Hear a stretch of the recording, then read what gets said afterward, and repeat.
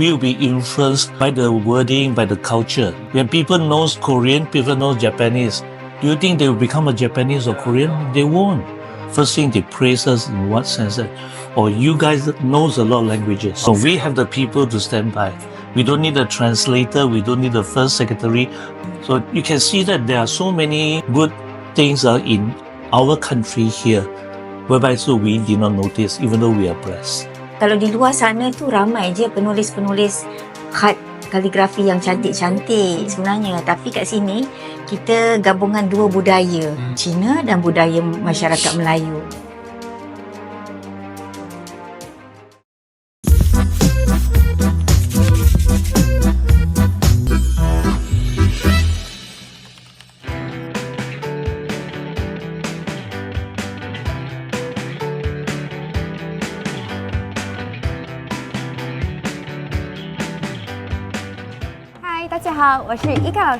Hai, 大家好，我是 Ken 老师。Dengar kata hari ini kita ada satu challenge kan? Apa challenge tu? Ika Laoshi. Kita akan tulis Chinese Calligraphy dan juga Jawi Calligraphy. Oh, Jawi Calligraphy. My God. So saya kena tulis Jawi Calligraphy. Tulis apa? Selamat Hari Raya Aidilfitri. In conjunction with Hari Raya Aidilfitri 2025. 对的 ，and juga Chinese Calligraphy pula kita akan tulis 开斋节快乐。Wow, dalam Chinese ah? Ya, betul dalam Chinese. Let's go. Let's go. OK, Ika 老师，我们现在在哪里？ Kita berada di Zheng International Academic Research. 国际正和研究院。So Ika 老师，谁是正和 ？Siapa itu 正和？ Okey, persis siapa yang tak tahu, Zheng ni merupakan peneroka dari China dari dinasti Ming. Tapi kan, Laoshi, ramai yang tak tahu lagi tahu. Pada zaman dulu, Zheng ni merupakan popular, terkenal semasa zaman dinasti Ming. Sebab apa tahu? Dia pernah mengetuai 7 ekspedisi maritim dan juga termasuk di Melaka, Laoshi. So akademik ni dia tempat untuk museum ke apa tempat ni? Okey, sebenarnya kan ini untuk kita nak dapatkan perhubungan budaya antara Malaysia dan juga China, which is our calligraphy Chinese lah, Laoshi. Wow, can't wait to go inside to have a look. Let's go. Let's go.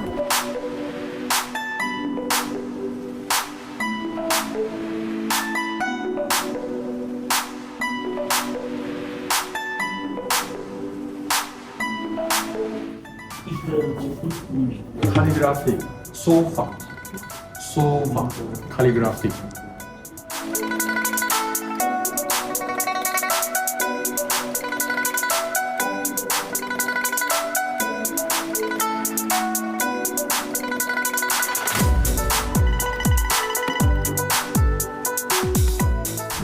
Okay, so macam tadi saya mention hari ini kami datang ke Melaka ini, kami ada challenge tau, di mana Ken Laoshi akan first time tulis tulisan Jawi Calligraphy. How about you, Ika Laoshi? Of course lah, saya orang Melayu akan tulis Chinese Calligraphy.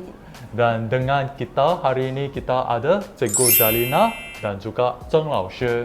Mereka adalah sifu dalam kaligrafi tau. Okay, so saya percaya Malaysia ini adalah satu multicultural country. Adalah penting untuk kita saling faham memahami. So dari segi budaya bahasa ini sedikit sebanyak kita kena tahu lah. So hari ini kita ada 2 orang master di mana Cikgu Zalina dia akan explain a little bit pasal tulisan Jawi Calligraphy. Zheng Laoshi is about Chinese calligraphy. Okay, so Cikgu Zalina, boleh tak saya tanya sikit? Boleh. Okay, Cikgu Zalina, sebab saya first time tahu kali pertama untuk tulis tulisan Jawi ini. So saya nak tahu sikit lah big picture sama penerangan pasal tulisan Jawi ini. Ada apa beza tulisan Jawi dengan tulisan lain? Okay? Sebelum tu saya nak jelaskan apa dia perbezaan tulisan Jawi dengan kaligrafi khat. Mungkin rakan-rakan di luar sana dia tak berapa jelas tentang perbezaan tulisan Jawi dengan kaligrafi khat. Okey. Khat tu ialah K-H-A-T. K-H-A-T. Jadi kita kena tahu dulu kaligrafi khat tu apa dia. So kaligrafi khat ni adalah seni tulisan Arab yang mana dia ditulis dalam bentuk yang tersusun dan indah lah, dan mempunyai bentuk-bentuk yang khusus dalam penulisan dia. Dia ada jenis-jenis tulisan dia yang khas. Jadi untuk menulisnya itu dia perlukan kepakaran dan bakat kemahiran yang tertentulah pada seseorang. Dari sisi lain lagi, lain pula untuk tulisan Jawi. Tulisan Jawi ni adalah sistem penulisan yang mana dia berasaskan huruf-huruf Arab. dan ditambah dengan beberapa huruf khas lah. Jadi tujuannya adalah untuk menulis bahasa Melayu yang disesuaikan dengan fonetik bahasa Melayu lah. Contoh, kalau rakan-rakan pernah dengar huruf alif disamakan dengan huruf A. Kalau huruf ba disamakan dengan huruf B. Macam itulah. Jadi tujuan tulisan Jawi itu adalah untuk menulis bahasa Melayu. So dia punya foundation masih bahasa Melayu lah. Ya, betul. So yang biasa saya jumpa dekat wang kertas tu, yang tulisan tu tulisan Jawi lah. Tulisan Jawi. Okay. So tulisan Jawi ini dekat Malaysia guna saja ke ada macam Indonesia pakai? Singapura, di Indonesia, di Brunei, di Malaysia memang khas lah dia akan digunakan dalam dokumen-dokumen rasmi lah kerajaan. Okay. So memang semua orang Melayu dekat luar sana mereka boleh tulis tulisan Jawi? Tak semestinya lah. Ada yang sebab tulisan Jawi ni dipelajari daripada sekolah rendah lagi lah. Tapi depend lah kepada individu tu sendiri sama ada dia pernah belajar di sekolah ataupun tidak di sekolah tersebut. Okey, Cikgu sendiri start bila belajar tulisan Jawi? Saya bermula daripada sekolah rendah lah. Sekolah rendah kita dah belajar tulisan Jawi tu. Sebab dia berkaitan dengan pendidikan kan, dalam pendidikan. So dia lebih kepada satu bahasa lah, dia bukan agama kan? Bukan, tapi dia juga digunakan dalam agama tu dia ada juga, tapi dia digunakan untuk penulisan bahasa Melayu tadi. Kadang-kadang kita orang tak tahu ni tulisan Jawi ke tulisan kaligrafi hat dia nampak macam sama kan, tapi dia penggunaan tulisan tu dia ada khas dia lah. Betul, tepat sekali. Kat sini pun saya setujulah kan, sebab saya baru pernah buat tulisan Jawi. How about Zheng Laoshi? So when did Zheng Laoshi start learning Chinese calligraphy? And how long? At our age, since primary school, we already started writing Chinese calligraphy. And unlike nowadays, because the curriculum is different, so we since junior class, that means the primary school to secondary school. And fortunately, I went to Taiwan for further my study. So the first year in the university, our Chinese essay, we had to use calligraphy to write. It's something like it's a tradition for us already. My family, my father is a calligrapher. Since young, I was influenced by him. I'm the assistant of his in the sense that when they write, you need to, those days we hardly can find the ink. So we use what you call the ink bar to grind. So I was young, then I was the assistant. So no choice. So whenever he wants to write, then we had to grind for him and then try to adjust the paper for him. So that the first, second, so the paper keep on pulled to the other side, so he doesn't need to adjust. So that's what this assistant for. Traditionally, there are so many assistants. It's always the case. So this is how I started off. But then at that time, I was not that interested. As a younger generation, we prefer to have music, a movie, and all these things. So that not is a strong hobby for me, I should say that. Then come to secondary school. He is also my school teacher. For those extra curriculum, so we have some competitions, whatever. The prizes normally is the flag. So written on the champion, the runners-up or something in Chinese. That's the simplest and the cheapest prizes for that competition then. So he got a chance once I become one of the chairman of the society. So he doesn't want to write anymore. So he pulled me and start teaching me how to write perfectly. And this is how I really get in touch of how to really write a good calligraphy words. But unfortunately, I still don't have the interest. So then I further my study in engineering or something like that. Only when come to the age almost 50, I was posted to China, Beijing, to set up the office there. And then all of a sudden I find that I'm so enlightened in the sense that when you go along the road, the street, you can see all those signboards all written in calligraphy. And that is how it started to kick me up to take up this calligraphy seriously. That was about 20 years ago. Wow. In Beijing. In Beijing. So here we can see that Zheng Laoshi had a long time learning and also practicing Chinese calligraphy. So 我们可以用中文来问你 ，OK？ 这想知道郑老师中文字还有中华书法有什么不一样？ As far as I'm concerned, Chinese character is actually the tools of words. It's not art yet. It's just a tool to communicate. So why China being united during Qing dynasty? Because one of the what they call 宰相, Li Si. So Qin Shi Huang asked him to unify the words. So that is why from then on, of course, he go to a lot of those very stern actions against those people do not cooperate. But this, on the other hand, becomes a very good reason why China is united since then, about 2,000 years ago. This is the tools of the language. It unified the whole country. For example, like dialect. It's just like India, there are so many different dialects. So they can't compromise with the unity because they're so different. Whereby for Chinese, even though you speak different dialect, different languages, but the wording is the same. So that's why the announcement, those are directives from the emperor, is always unified the same. So this is actually the functionality of this calligraphy then. And then slowly they develop into many forms. For example, like in Chinese calligraphy, we have altogether important 5 scripts since we have the unity of the language. First is we call seal script, 篆书. What you can see, why seal script? You can see the seal of with a very difficult language, the words you can't really understand. That's the very beginning where Qing dynasty started off, unified the whole practice. Then Li Shu, after that, they develop into simpler one, and that we call official script. And why they call official? Because of those imperial notice or notifications or directive, all written in that form. We call 蚕头燕尾. 蚕, you know, the worm's head is down one. 燕尾, the bird, the big bird on the other side is go up. This is very special character of this seal script. Then after that, they develop into 3 together. 草书, 行书, 楷书. 草书we call cursive. Because those very funny wording like can't even easily read. This is 草书, and 行书 is in between the regular 楷书. 楷书 is one can read from the paper, from the book. It's very formal one. So in between is 行书. You can understand, but it's not as cursive as the other one, but it's not so regular. So 行书 is the one later on developed into a very big portion of the art of Chinese character. 草书 and 楷书 actually is still the same, but it's not as popular as 行书. That's why you can see most of the calligrapher, they prefer to write 行书.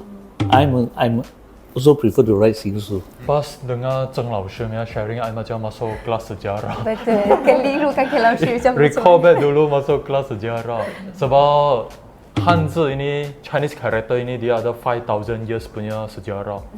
So memang kalau nak terang tu maybe 3 days 3 night pun tak boleh habis. So just for example, if we want to read Chinese paper without any problem, you must know at least 2,000. no more than that. More than that. 10 over 1,000. 10 over 1,000. Yeah. So, Cikgu Zalina nak tanya sikit, apa kelebihan kalau sebagai seorang dia belajar kaligrafi, dia boleh praktis dia punya contoh kesabaran ke? Boleh? Kalau untuk tulisan Jawi, siapa-siapa je boleh tulis, sama ada dia berbakat ke, dia memang ada, dia tidak ke, dia memang boleh, dia berkemampuan menulis. Cuma cantik ke tak? Cantik tak cantik je. Tapi kalau untuk yang kaligrafi hat tadi, dia perlukan kemahiran jenis tulisan tersebut. Okay? Dia lebih particular sikit. Particular sikit lah. Dia mengikut dia punya struktur dia punya huruf-huruf tertentu jenis tadi. Okay, dia terikat dengan dia punya syarat dia punya tulisan tadi. Tapi kalau tulisan Jawi ni, kalau yang kita tak pernah belajar ke siapa pun boleh tulis. Okay, boleh tulis sama ada. Tapi tulisan Jawi tu dia perlu untuk dapatkan di satu perkataan tu dia perlu faham dari segi fonetik tadilah. Itu yang untuk dapatkan satu perkataan tu yang betul. Fonetik ni dia punya sebutan? Fonetik tadi maksudnya kesesuaian huruf bahasa Melayu tadi dengan huruf Arab tadi. So Cikgu Zalina sendiri pernah tulis kaligrafi Chinese ke? Kaligrafi Chinese. Ya, dengan Zheng Laoshi.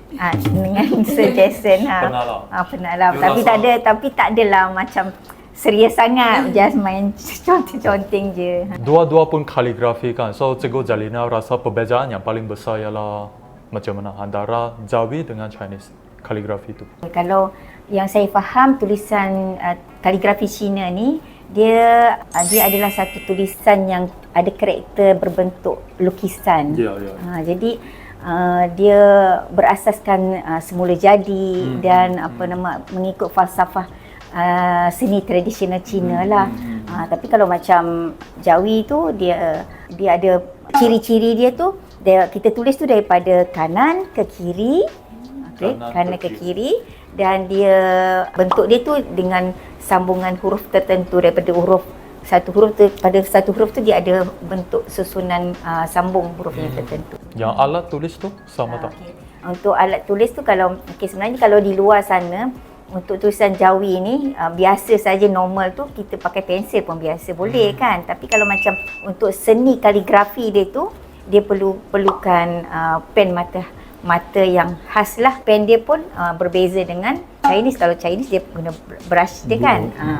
Tapi kalau untuk kaligrafi Jawi ni, untuk tulisan yang cantik dia perlukan mata pen yang berbeza lah. Mungkin daripada buluh ke, dia ada alat-alat dia lah yang khas. Nanti kita boleh tengok. Quite interesting walaupun pernah buat sebelum ni, tapi nak tahu juga macam mana tulisan Cikgu Zalina tadi Cikgu Zalina share. So how about Zheng Laoshi? Differences, of course, you are talking about the alphabet. It's a spelling of the alphabet, whereby we Chinese, the character is 象形文字. What do you call it? 象形文字 is hieroglyphic.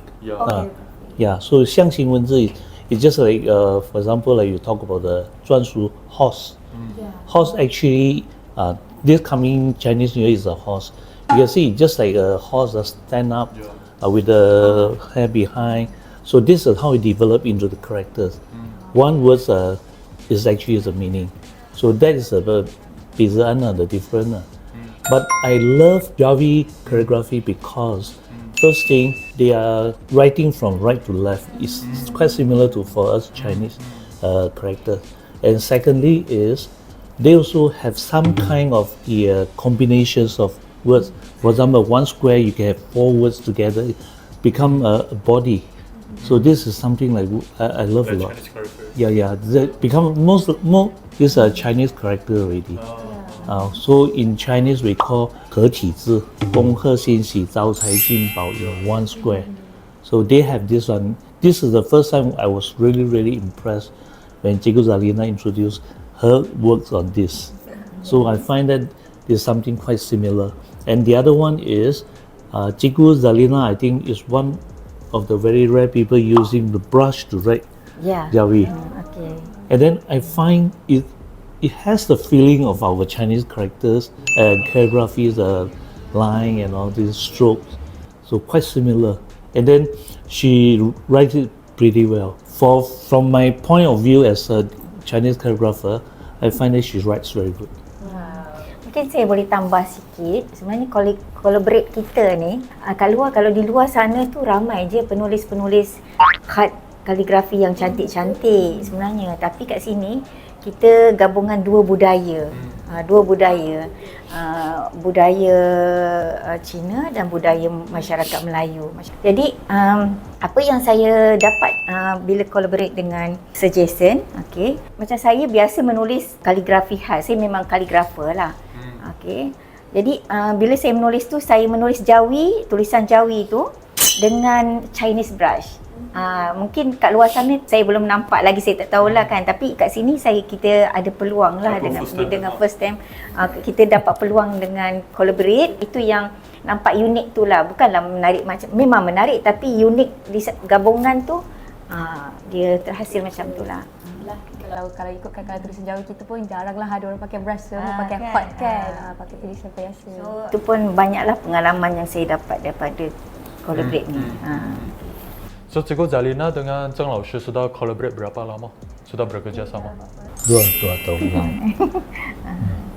So dalam Chinese ada satu simpulan bahasa iaitu 求同存异. Zheng Laoshi boleh explain sikit? Dua-dua pun boleh. Okay, 异中求同 meaning that a lot of differences, then you find the common point of it. I think this is quite suitable for the collaboration between Cikgu Zalina and myself. Because we along the way when we discuss, we talk about it, I find it's quite happy in a sense that we appreciate what Jawi can give to us, the kind of feeling. Likewise, like what Cikgu Zalina mentioned, that he loves using brush to write this Jawi. I think this is something is a fusion of our culture. I believe this is a very good trend and direction for us.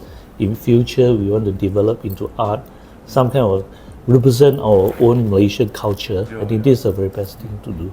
Yeah. Actually, this is a good idea, right? Okay.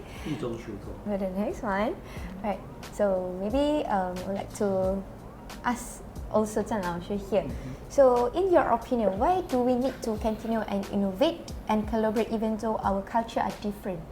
Especially in Malaysia. Especially in Malaysia, in our calligraphy Chinese. As you know, our Prime Minister already encouraged Madani. So that tells the answer already. Because there are many forms of this so-called unity, approach of unity. I think through art and culture, this is the one. For example, like Cikgu Zalini and myself, so far when we discuss, we talk about, we work together, there's no problem between two of us. Yeah. And also the people surrounding for our side also the same. And then you find the harmonious environment and atmosphere when we do something like that. I think that's a very good. So I'm very agree for this lah. Sebab kalau kita tak ada kait macam hubungan kan dengan satu benda punca kan, inilah merupakan seni adalah merupakan punca kita untuk dapatkan dan juga nak memperkukuhkan lagi hubungan budaya Cina dan juga budaya bangsa Melayu jugalah.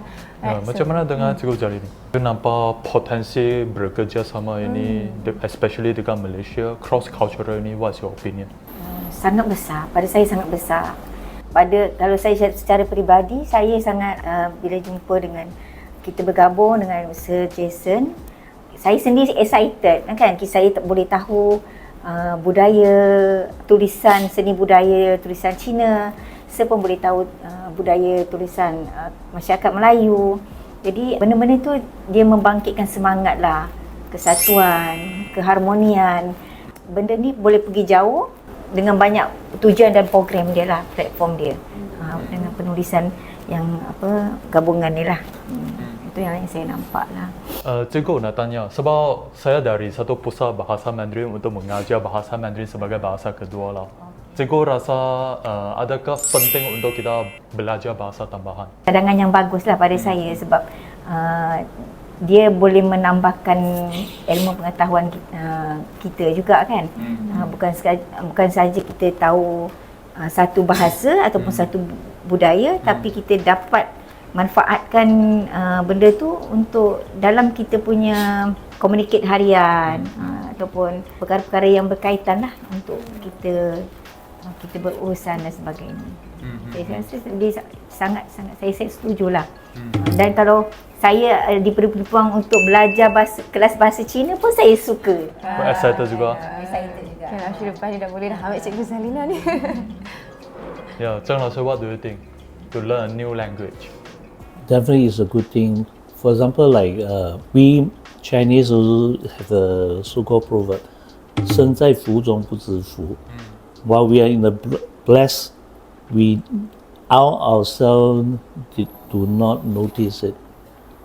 Just for example, when we go overseas, abroad, so when people know that we are from Malaysia, first thing they praise us in what sense that, you guys knows a lot of languages.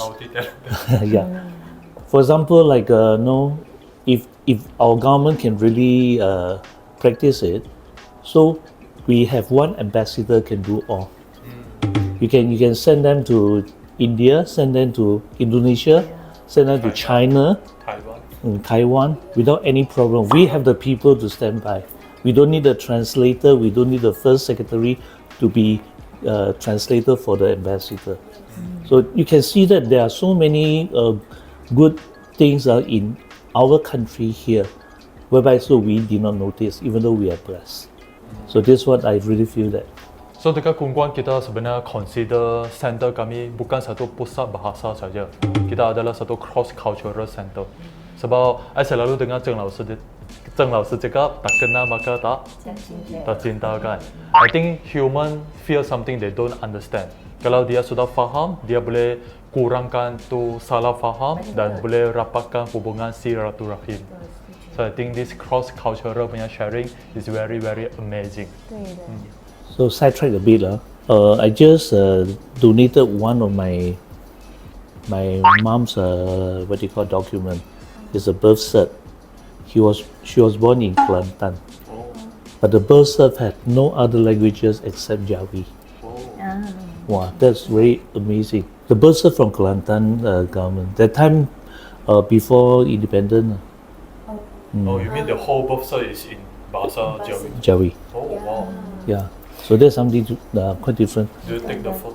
I donated to this Chinese study, Hua Yan, the library. Saya pun percaya kalau parent-parent kita kan yang seusia dengan Jason ataupun yang berumur, mereka sebenarnya tahu yang berbangsa Cina ni tahu tulisan Jawi, tahu baca Jawi. Saya pernah ramailah di kalangan yang warga-warga masyarakat Cina yang dia orang pandai membaca tulisan Jawi, akhbar Jawi tu dia pandai baca. Ya. Sebenarnya saya setuju lah. Sebab dulu ada satu government cakap nak implement itu tulisan Jawi dekat darjah 4, dekat Chinese school and also Tamil school. But some of them agree, some of them disagree. Bagi saya, this is just a knowledge. It's an extra knowledge. It's a language. So if you ask my opinion, I really qualified to to criticize this. Myself, since kindergarten to university, all the way I studied Chinese. My opinion is, why not? Yeah. You learn something new. Knowledge. So that is actually is an initiative for me to look for people like Cikgu Zalina. And fortunately, one day when this Dr. Chong called me up, he said, I know someone can write Jawi. Can you cooperate with her to combine these two, fuse these together? I said, my goodness, this is I've been looking for years, and this is how I come to know Cikgu Zalina. And this is actually many years ago I already start planning to break the ice of this concept. Actually, for me, okay, for example, like I work in this English speaking environment or whatever. I know English well. Why they thought that we will be influenced by the wording, by the culture? When people knows Korean, people know Japanese. Do you think they will become a Japanese or Korean? They won't. So why you have this idea?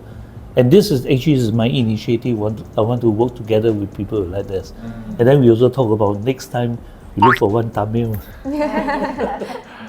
So really satu Malaysia. Saya rasa penting lah untuk kita tahu sikit supaya kita tak jadi ketat di bawah tempurung kan. It's just like, I know Chinese calligraphy. Why you want to stop me from learning art? The traditional Chinese painting. It's still the same. It's a different area, but it's additional knowledge for you to learn. I think it's good. I don't think that will influence her become very un-Chinese. I don't think so. Saya pun selalu share dengan saya student lah. Student saya belajar Mandarin bukan nak jadi Chinese. Mereka just nak ambil tahu dan juga nak gunakan bahasa ni sebagai satu alat untuk dia guna dekat daily use. Okay, so kita macam mana sekarang Ika Laoshi? Okay, sekarang boleh tak Ika Laoshi, kita dah dengar kan tadi macam dah imagine dia macam mana lah kalau nak bandingkan tulisan Jawi dan juga Chinese Calligraphy kan, nak tengok juga Ika Laoshi punya tulisan Jawi kan. Sabar, nak tunjuk you orang saya punya tulisan nanti. Okay, let's go. Let's go.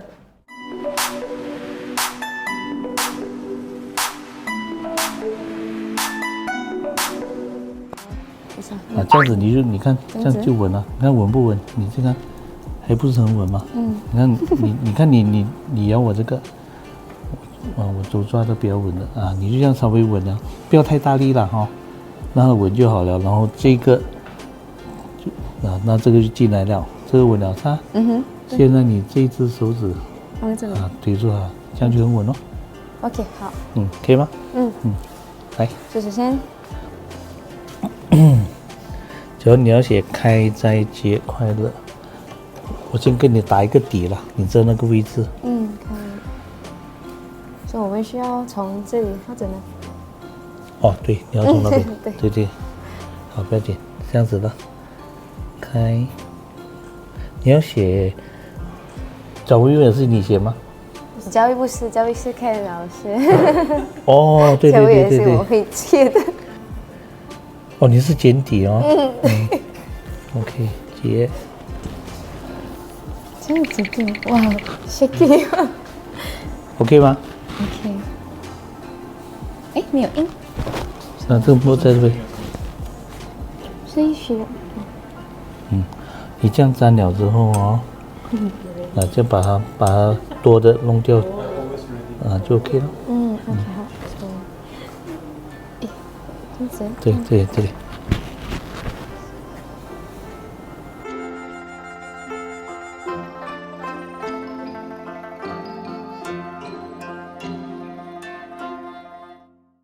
So yang mana selamat? Ini Selamat Hari Raya. Okay, first kita guna mata biasa. Okay. Macam pen biasa. Follow ni dulu. Lepas tu nanti kita try. So yang mana kena tekan, yang mana ringan? Tak ada. Tulis saja. So easy. So betul? Tulis saja. Ya, ikut je.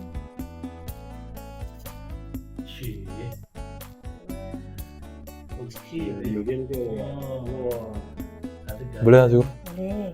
Ini ke sini ke? Tak apa buat. Ini dari mana? Sini. Ya.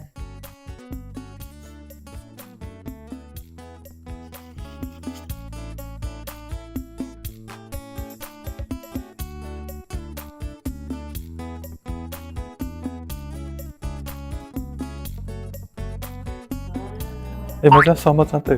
Ya.